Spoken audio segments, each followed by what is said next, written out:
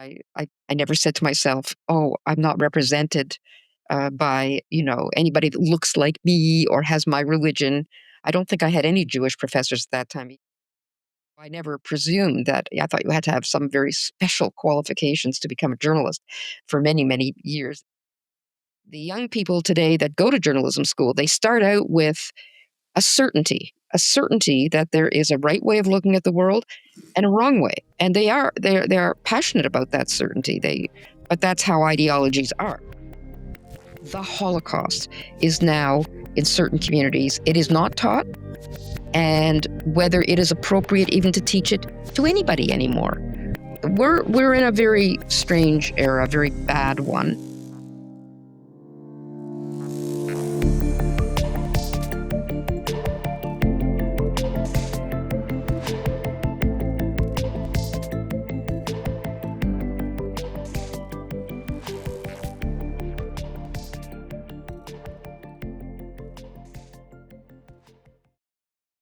Hello and welcome to Awake at the Wheel.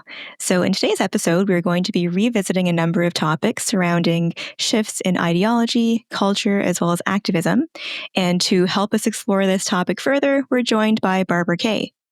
So Barbara Kay is a longtime columnist for the National Post, as well as a contributor to various other publications, including the Dorchester Review, Reality's Last Stand, as well as the Quillette, in addition to being the author and co-author of 4 different books, with her most recent in 2021 titled Unsporting, How Trans Activism and Science Denial Are Destroying Sport. So welcome, Barbara. Thanks for having me. It's a pleasure to be here. It's wonderful having you. So to start out, I want to ask a little bit about kind of what got you started and the trajectory that you've had throughout your career in terms of the various topics that you've discussed. So in your work, I know that you've often critiqued a number of various aspects of wokeness, including things like modern feminism as well as identity politics.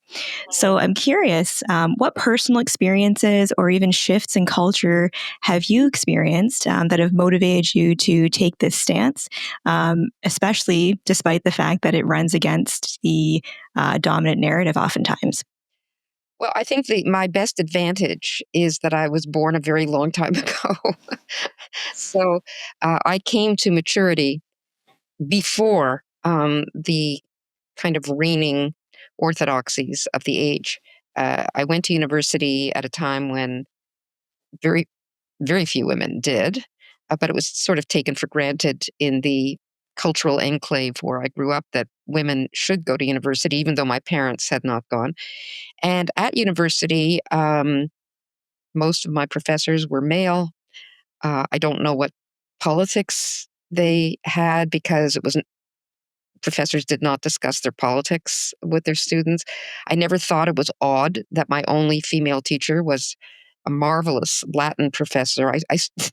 I majored in classics for the first 2 years. Anyways, none of those things occurred to me as being strange. I never said to myself, "Oh, I'm not represented by anybody that looks like me or has my religion." I don't think I had any Jewish professors at that time. U of Toronto, they were either British or heritage Canadian types or Americans. So I wasn't trained to think that this was terrible or bad or that I was being badly served as a woman or as a Jew or as any of my other strong identities. And yet I was a happy camper. I thought university was the best time of my life. It taught me. I already had a good a head start on how to think critically because I had wonderful high school teachers who stressed writing essays and proving your point and you know creating a thesis and providing evidence for it. I mean, this was all very standard in those days. So at university, I really reveled in the education I got, which provided me with the kind of thought processes and instincts, intellectual instincts that questioned any you know sort of ideology or thesis or hypothesis. Or so I was in a good position to push back. Even I was pre-feminist, so I was I was well positioned to see the flaws in the arguments that feminism was making, and my own lived experience, helped too. So I guess, and also my reading material. When I grew up in the 50s, uh, it was a fairly conservative culture. I'm not saying it was great in every respect. I'm not saying that it was free from deficits. There were many, but um, it was pre-feminist and it was conservative. And yet, a lot of my generation, the women in my generation, who ended up being pretty high achievers, a lot of them, had no problem, melding their lives as very traditional women with ambition and success. So I guess I was lucky. The short answer is I was lucky in my timing. Okay. So, kind of along the lines of what you're talking about there, it sounds like there was a great deal of respect for intellectual diversity when you were in school rather than diversity as, we're hearing about it today. So, I sense that made a big difference, that students were there to learn and that was that. But what dangers do you think exist in this shift between respecting intellectual diversity as you experience versus maybe what students today are experiencing in academia? Well, the biggest shift is that students who don't follow a certain party line in terms of values and principles and ideas feel threatened. And they are threatened. They can lose marks. They can, fail a course. They can be persecuted by their fellow students. All kinds of bad things can happen to them.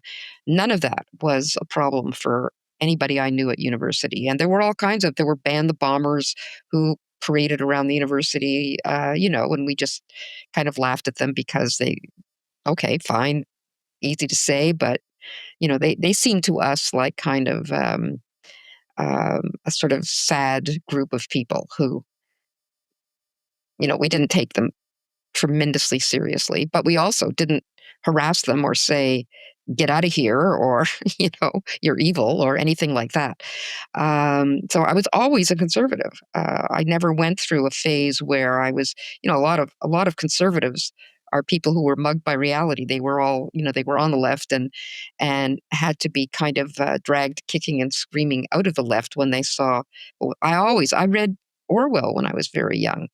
I read Ayn Rand, for God's sake. I mean, I loved Ayn Rand's books, and I was under no illusion to think that, oh my God, you know, she's nailed it all. I saw all the problems with her extremism too, but she had all the best arguments against socialism, and so I never went through that phase of being a ban the bomber who then, was clunked on the head by the bad news about the left. So it sounds like, in large part, your writing today just comes from the experiences and the fact that this is just what you're seeing and you're sharing with others what you're seeing. You're not trying to necessarily go against the grain. Do you find, though, that people presume things about you, about your values, and things such as that? Sure, they do. They think Yeah. they they think I'm first of all, very dour and very tough and very mean. And I've had several people who have met me in person who said, "Oh, I had a very wrong impression of you. You're funny and you like to laugh, and you seem to be so stern and so unyielding." And I said, "Well, I think as a polemicist, you kind of have to take a stand that is, show that you have conviction." And I do that, and I did learn to be a kind of aggressive polemicist from the people I admired the most. Uh, you know, the, I mean, I was reading Commentary magazine, from my 20s, like and I thought, wow, that's the kind of polemicist, if I were going to be one, that I would want to be. I never thought it was within my gift to even, you know, touch the hem of the garments of these great rhetoricians and thinkers and intellectuals. So I never presumed that. I thought you had to have some very special qualifications to become a journalist for many, many years. And so it was kind of accidentally that I got into. I went into teaching like so many young women of my generation, part time, because it was part-time, teaching at CEGEPs and that sort of thing, so I could, privilege my family life above. But then when my kids were grown up, and I was looking for other stuff to do and became more activist in Quebec. I lived in Quebec since I was married. I married a Quebecer. I came to Montreal and very immersed in when the separatist movement became very strong. I had never been particularly interested in politics, but that forced me to become interested. And it was in the 90s when the second referendum campaign that I became very active in the anti-separatist movement and started writing for some small magazines in Quebec, and which led to, you know, appearing first in the National Post. The very first thing that I wrote for them was on Quebec politics. But so many things started to interest me anyways at that time, because it coincided that it was a tumultuous time in Canada everywhere. And then when 9/11 happened, and identity politics, anti-Zionism, all these big issues that sort of exploded, I was captured by, I said, "Well, I have to write about this, have to write about that." So yeah, that's how. Awesome. Yeah. Okay. So, Oren, I know that you have a whole bunch of questions, so I'm going to take a step back for a second and let you take the lead here. Well, there's so many, but let's just start with one, since you have been in journalism for so long. So, what would you say? Like, what are you seeing? I mean, I know what I see, but what do you see as far as the ethos or the the mindset of the journalists? Let's say back when you started versus those today. What are the biggest differences? Well, the biggest difference I see is that journalists, like the professors I had, were all independent. A lot of them were highly educated. They were interested. They were educated in other subjects other than journalism before they went into journalism. They were historians, or they were economists, or they. The journalism schools. Everybody thinks now, you want to be a journalist, you go to journalism school. I didn't know any journalists of my generation, or even following me, or preceding me, that went to journalism school. They had ideas. They were big readers. They had a knack for writing, and they wrote. They wrote and they investigated, and they sought. If they had a hypothesis, they sought evidence for it.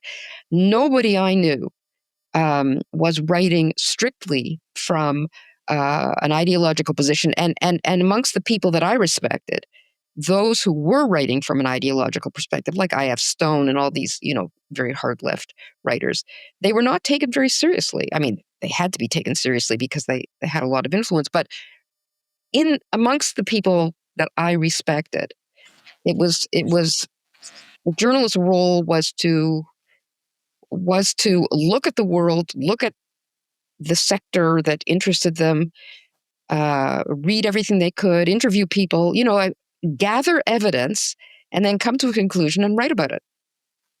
So that's the big difference. The young people today that go to journalism school, they start out with a certainty that there is a right way of looking at the world and a wrong way, and they're passionate about that certainty. But that's how ideologies are. So some of them are interested in gender, some of them are interested in anti-Americanism, or anti-Republicanism, or before Trump, it was anti-George Bushism, whatever. But the certainty comes first. The prime offender in this respect is, big, huge corporations like the CBC and the BBC. They have their position, and they're supported by the government. And in their mind, there's only one position. And the Liberal Party represents it, usually 90% of the time. And anybody else that doesn't is far right. They never see themselves as far left or left. They see themselves as I think they see themselves as the right, on the right side of history. On the right side of history. This is as if history has a right and a wrong side, I don't think history does so much. Anyways, that's the big difference between, if you look at the guys I admired, Rex Murphy and George Jonas and Christy Blatchford and, all these marvelous, and Terry Glavin, who, thank God, is still with us. And these are people that are true investigators, and I really am not fit to, touch the hem of their garments, because I don't have that kind of stick-to-itiveness to do such deep dives and stay with it for months and months and months at a time on any given subject. But they make wonderful sources for opinion columnists like me that write shorter pieces, and they are the source for much of my own thinking and my own convictions. Okay. And I'm not sure how close you are to the top in seeing what's going on, but both Malini and I, we have many clients or patients who are in every industry you can imagine, and they've attained high positions, and they say at this point, we're powerless to do anything. The lunatics are running the asylum, and the few people who are in charge, they either are on the same side as the lunatics, so to speak, or they're just too cowardly to sort of stand up to them and say, no, this is not the right way, and so on. So what have you seen at the National Post, and maybe what do your colleagues in other news industries say about that? Well, I do think that people use the word cowardice. I hesitate to use that word. I don't think it's very odd. People say to me, "Oh, you were so courageous to write that column," and I say, "I'm not courageous. The National Post. I publish it in the National Post, and if they weren't going to publish it, where was I going to publish it? Like, I'm not courageous enough to stand on a street corner and scream out my politics. It's the National Post that I think is courageous in bucking, the trend. And a lot of people say even the National Post doesn't go far enough. Well, maybe it doesn't for their taste. It's not the Gatestone Institute. No, it's not Middle East Forum. No, but I think considering it's mainstream media, it's doing a bang up job in Canada, since it's the only national newspaper that actually takes a dissenting view of most of the craziness that currently passes for acceptable discourse or acceptable ideology. And yes, the lunatics are running the asylum. However, it's not cowardice so much as a desperate need to not be cut out from your herd. So, depending on what your herd is, I mean, corporations are very nervous about the people that work for them and that seem to have taken control of, um, and they're responsible for to all kinds of shareholders, and so it's I don't know if it's cowardice or just kind of their deer in the headlights. They don't quite know what to do, but it's coming at them from all sides. This, you have to do the DEI stuff, you have to do this, you have to do that. And I think they've never cultivated the kind of intellectual resources that you need to combat this is social justice. When you hear those words, social justice, you get a little bit paralyzed. I don't want to be against social justice. And they have all the arguments honed, because that's all they do. They sit in the faculty lounges and they sit and they hone the arguments that they know will resonate. Just like the words DEI, diversity, equity, inclusion, these all sound like amazing words. Who could be against them? You have to do a pretty deep dive into what these words actually mean. You have to spend a lot of time. You have, Oren, and I have, and I guess, Malini, you have too, or you wouldn't be on this podcast. Yeah. So we have done that deep dive. And once you've done it, it becomes part of your second nature. Like, the arguments against the arguments. And then you're shocked by how many people they just shut up because they don't know the arguments, because it just sounds so good. Oh, inclusion. Yeah, guys who think they're women, it would be exclusion to keep them out of women's sports, and it would be exclusion to keep them out of. They don't understand the irrationality of what they're signing on to. But they do know one thing. If you're a civil servant, you don't want to be the only person in your department that is asking the wrong questions. You want to get along with everybody in your department. And if you're teaching at a university, you sure as hell do not want to stick your neck out, even for a colleague, because you could be next on the chopping block. These people wield real weapons, and they will get you. My column in the Post this weekend was exactly about someone who did. It was about cancel culture, and it was about uh, uh, somebody who lost his job. He was appointed to the head of the Alberta Human Rights Commission and deserved to be. Within 3 months, he was gone because of a concerted attack on him by a combination of progressives and, the usual red-green alliance, progressives and Islamists. They went after him, and even Jason Kenney, who was the premier of Alberta at the time, he was helpless against them. The pressure these groups, they're very organized, so I think it's hard. I think it's unfair to call somebody a coward whose livelihood, whose mortgage, who has that they buckle under that kind of, and you add to it their fear of being isolated, because to be isolated and shunned from the herd, as a psychologist, you know better than anyone, Oren, to be shunned and that's why solitary confinement is such a terrible punishment. To be isolated is a horror. It's a nightmare for even the strongest person. You have to be made of some very special stuff to withstand that. So when people say, "Oh, you're courageous," I say, "No, I'm not courageous. I'm not courageous. If I didn't have a life, if my kids were threatened, or my job was threatened, or my this was threatened, or that, I'd buckle pretty fast. I mean, you get me, in one of those cells with the bright lights, and you know, I wouldn't last a day. So I don't consider it courage. I consider it lucky that I'm in a position where I can say, you know, my tone has to be right.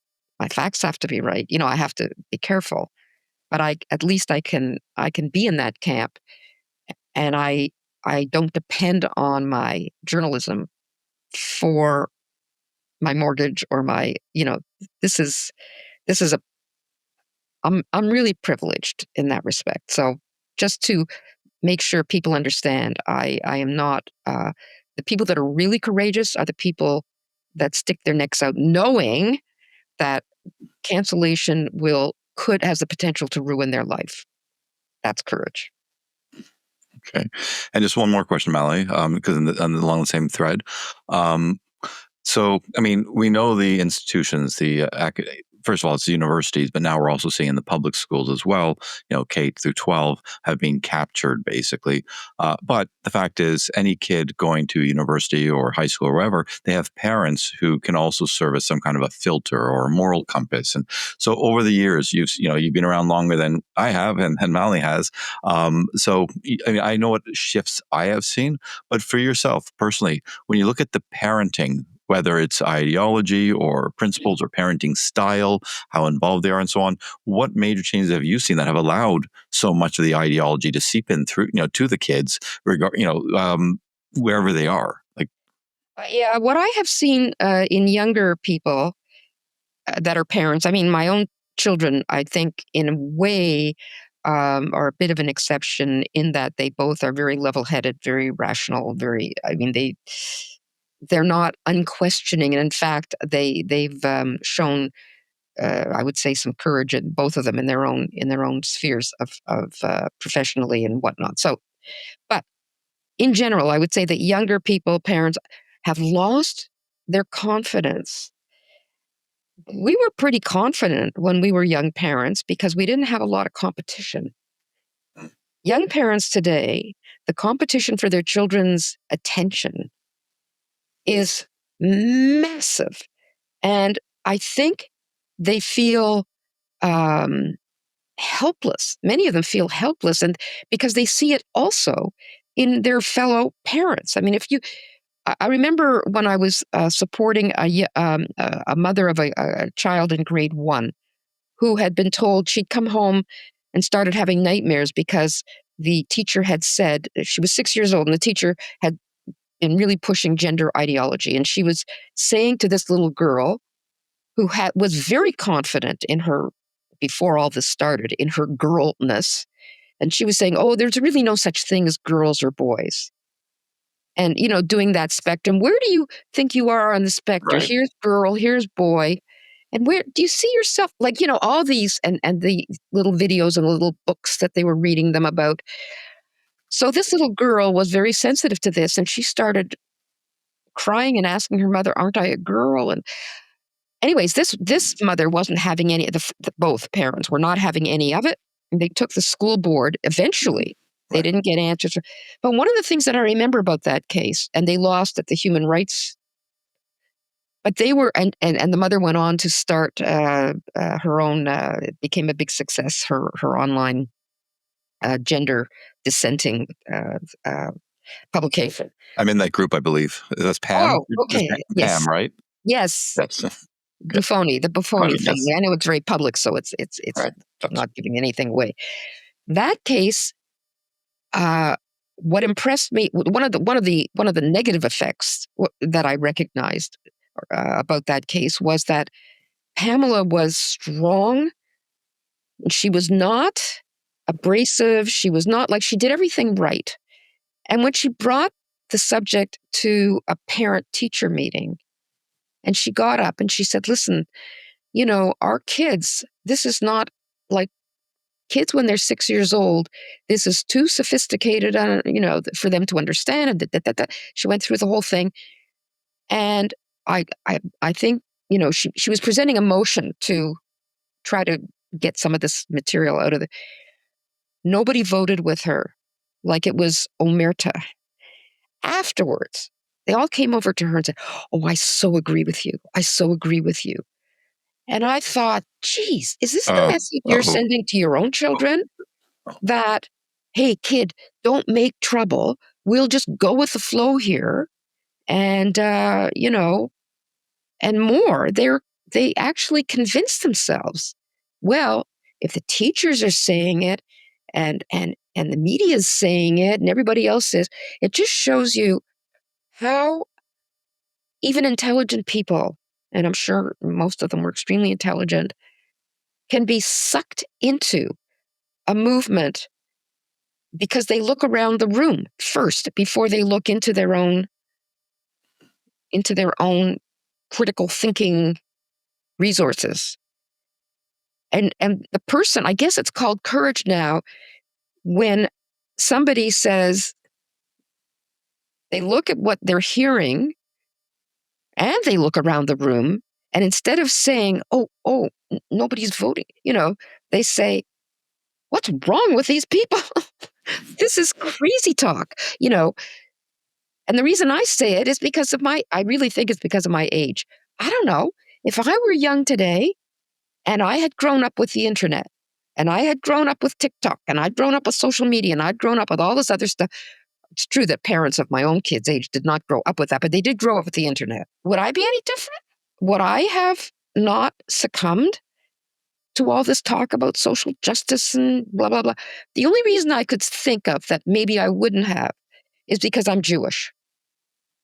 And I know my history. I know my Jewish history.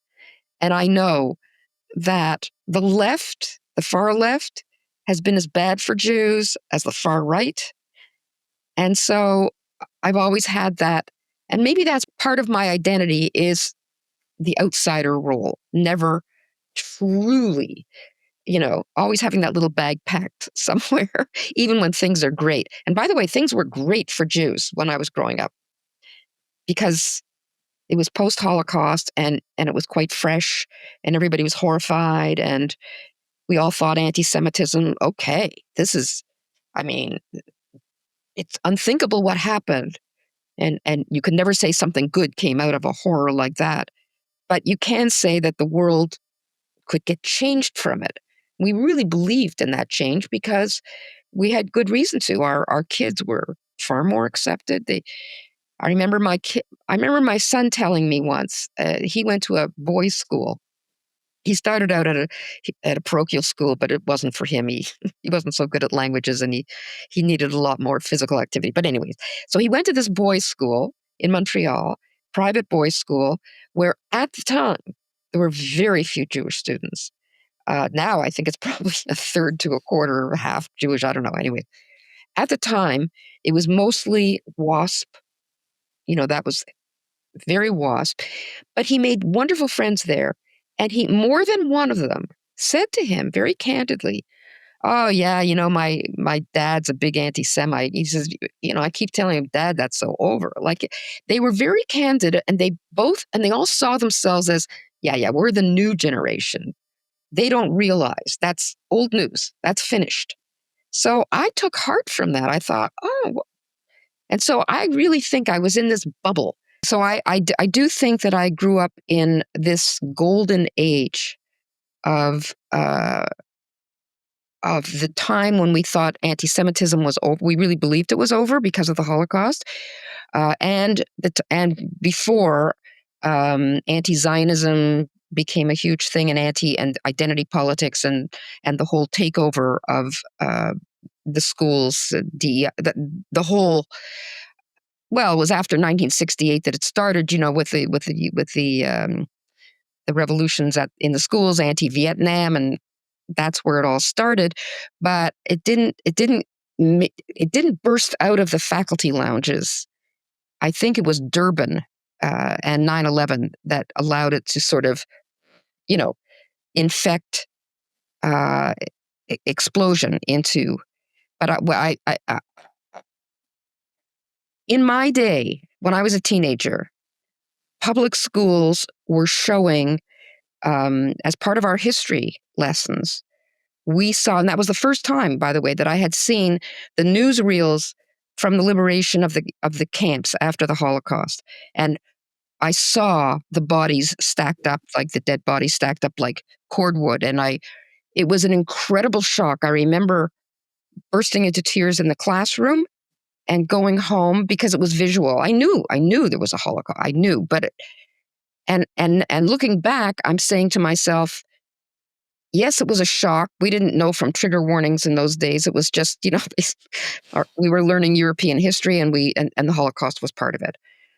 But now I see it as, wow, they really, this was a public school, and they were teaching the Holocaust as the worst thing that ever happened. And now there's a whole movement to not even have Holocaust education because it offends certain members of the community. And literally, you can't talk. I used to go and do Holocaust Memorial Center.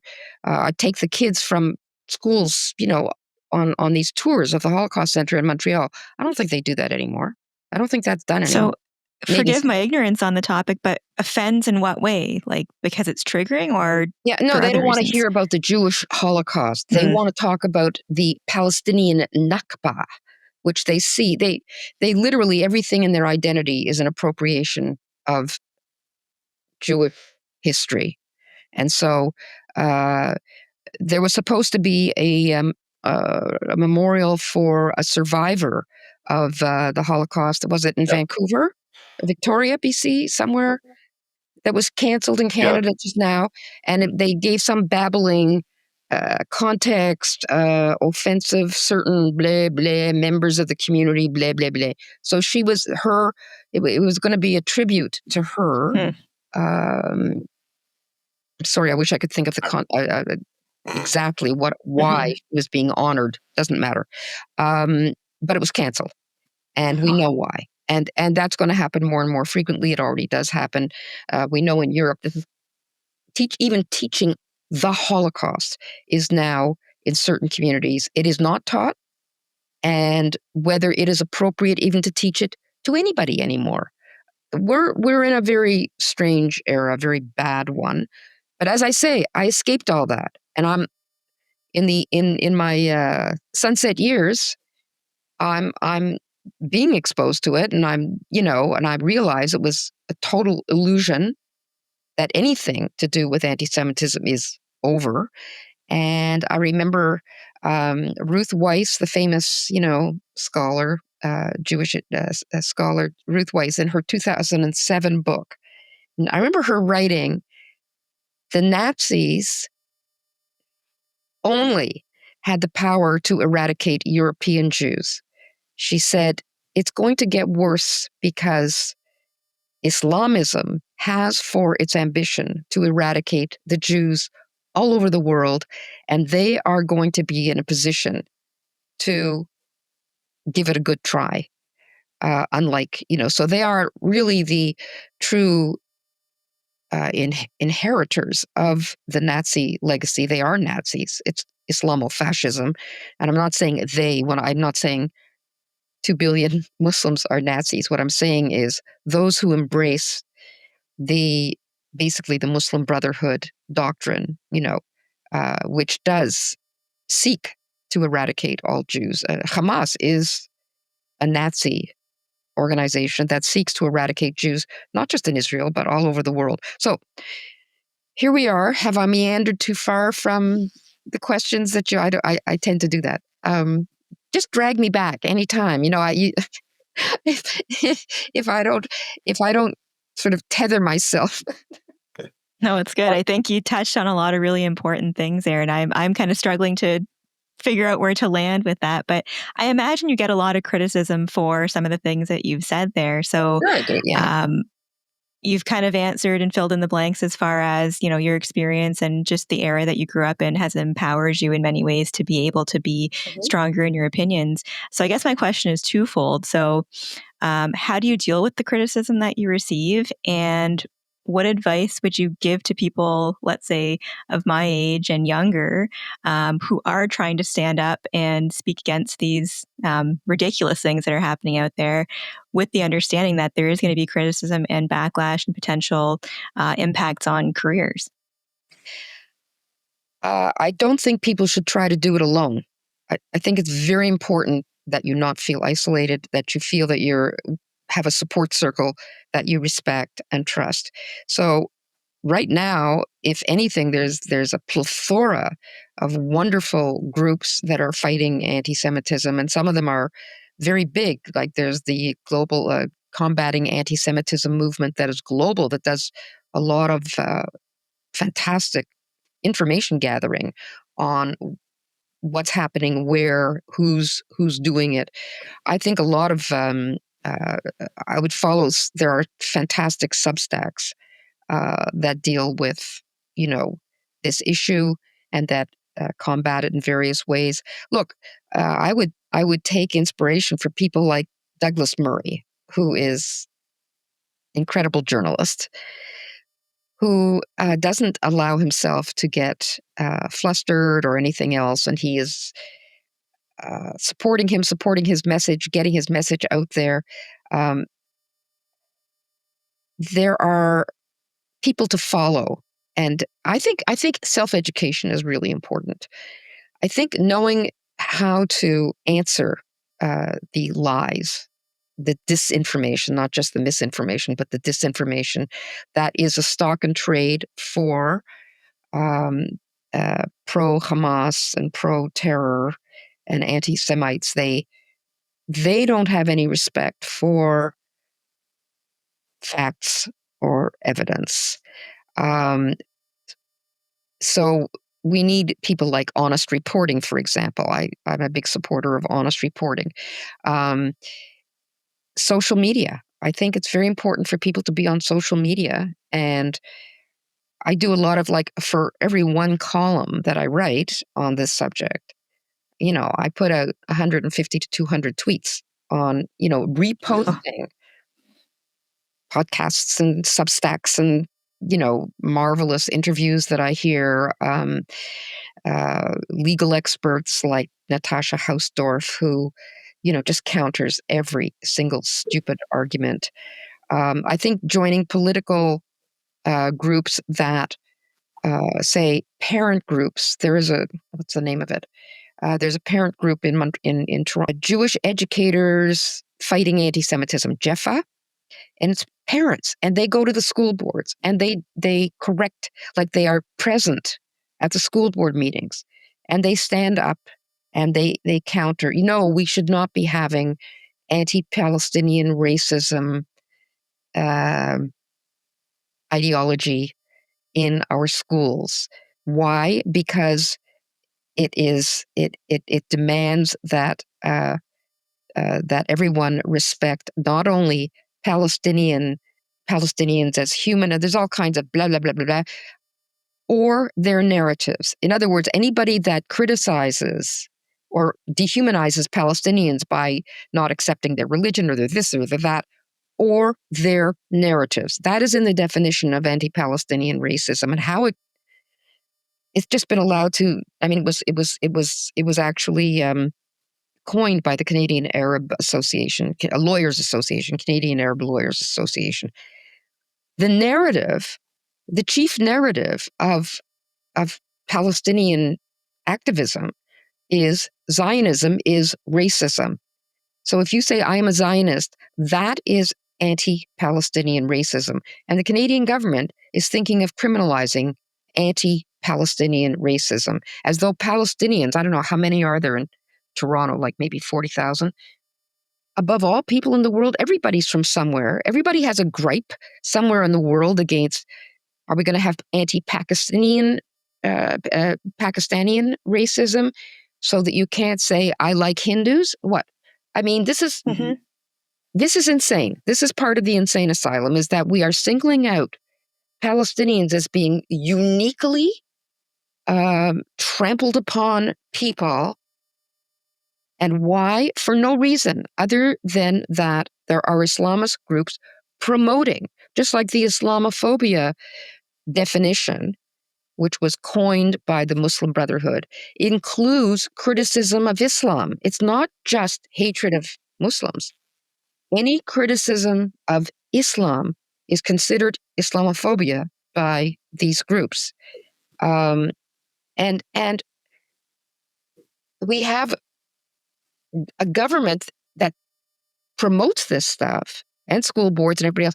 And is there nobody in the government that looks at it and says, whoa, wait, don't we have free speech in this country? Of course you can criticize Islam. But it's like sails over their heads because they're part of the this matrix of willed misunderstanding in order to appease and keep the peace and to continue the fiction that multiculturalism means that all cultures are interchangeable in terms of value. We know that it's not the case, but nobody, and now we have this Canada initiative that wants, we have to be 100 million people. I believe Mark Carney signed on to this. We need to be 100 million people in Canada. Really? Where are all these people coming from? Because we're not reproducing we're not reproducing ourselves, the people that are already here. Where are all these like 60 million new people going to come from? Well, it doesn't matter to them because it doesn't matter. They think they're like little figurines that you just move across the board. So, we need 60 million more. Bring them in and we'll be a much more prosperous, wonderful country. I'm sorry, you asked a very good question. What can you do? And here I am going on a rant. You've got to stop me. You've got to. No, I like what you're saying, though. No. Anyway, if you're a parent and you're a Jewish parent, I don't know, are you Jewish? You're not Jewish. I'm not. All right. Doesn't mean that you can't join these groups. Yeah. And thank you, by the way, for being here. Just being here. But there are so many groups that are doing good work. It's just a question of how you want to, be part of it. If you want to be vocal, you can actually go to parent-teacher meetings in your kids, and you can support the something like, look it up, JEFA, Jewish Educators. It doesn't mean you have to be Jewish to be part of this, by the way. But they're doing the hard work. They're getting the petitions together. They're fighting back. On the spot, I wish I could think of all, but the media are such a big part.